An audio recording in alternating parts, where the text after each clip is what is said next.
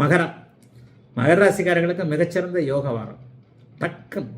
அப்படியே டாப் டக்கராக எல்லாம் நடக்கும். ராசியை குரு பார்க்குறார். அது ராசியின் யோகர்கள்னு சொல்லப்படக்கூடிய சுக்கிரன், புதன், சனி 3 பேருமே வலுவாக இருக்கிறார்கள். 9ஆம் இடத்தில் அதிபதி உச்சமாக இருக்க, 10ஆம் இடத்தில் அதன் அதிபதி ஆட்சியாக இருக்க, தர்மகர்ம அதிபதி யோகம் நிறைவாக இருக்கிறது.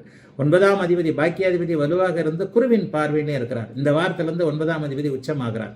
பாக்கியஸ்தானம் வலுவாக இருக்குது. எங்கெங்கே போகணும்னு நினச்சிங்களோ, யார் யாரை சந்திக்கணும்னு நினச்சிங்களோ, யார் யாரை அறிமுகப்படுத்திக்கணும்னு நினச்சிங்களோ, புனித தரிசனங்கள்னு சொல்லுவோம் இல்லையா, ஒரு சித்தரை பார்க்கணும், ஒரு இவரை குருவுக்கு நிகரான ஒருத்தரை பார்க்கணும், அவரை ரொம்ப நாளாக பார்க்கல, இவரை ரொம்ப நாளாக பார்க்கல, அவரை அறிமுகப்படுத்திக்கணும், ஒரு மந்திரியை அறிமுகப்படுத்திக்கணும், ஒரு அதிகாரியை அறிமுகப்படுத்திக்கணும், தன்னை விட பெரிய பணக்காரர் மூலமான ஒரு அறிமுகத்தின் மூலமாக சில விஷயங்கள் கிடைக்கணும். இந்த மாதிரியான அத்தனை விஷயங்களும் இப்போது மகர ராசிக்காரர்களுக்கு கை மேல கிடைக்கக்கூடிய அத்தனை அமைப்புகளும் இருக்கக்கூடிய சிறப்பான ஒரு நல்ல வாரமாகவே இந்த வாரம் நிச்சயமா இருக்குங்க.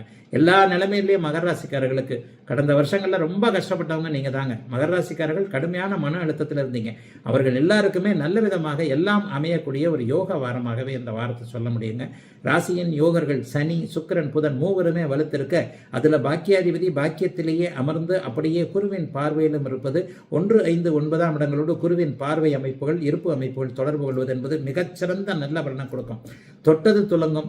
எதையும் சந்திக்கலாம், எதையும் சாதிக்கலாம், யாரையும் பார்த்து காரியத்தை சாதிச்சுக்க முடியும். நீங்களே பெரிய மனுஷனாக இருந்து மற்றவர்களுக்கு உதவி செய்ய முடியும், தான தர்மங்கள் செய்ய முடியும், தெய்வ காரியங்கள் வரும். வெளிநாட்டில் இருக்கக்கூடிய மகர ராசிக்காரர்களுக்கு யோக பலன்கள் இருக்கும்.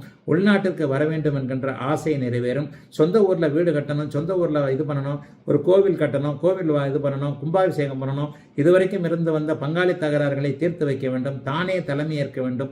இத்தனை அமைப்புகளையும் நல்ல விதமாக மகர ராசிக்காரர்கள் செய்து காட்டக்கூடிய, அனைத்திலும் நல்ல விதமாக இருக்கக்கூடிய யோக பலன்கள் சுபமாக நல்ல விதமாக நடக்கக்கூடிய, எல்லாம் நிறைவேறக்கூடிய ஒரு வாரமாக இந்த வாரத்தை சொல்ல முடியுங்க. செப்டம்பர் மாத இறுதி பெண்களுக்கு குறிப்பாக ஒன்று சொல்றேன், மன அழுத்தம் தீரும். கணவர் குழந்தைகளின் பேரில் இதுவரைக்கும் இருந்து வந்த வருத்தங்கள் விலகும்.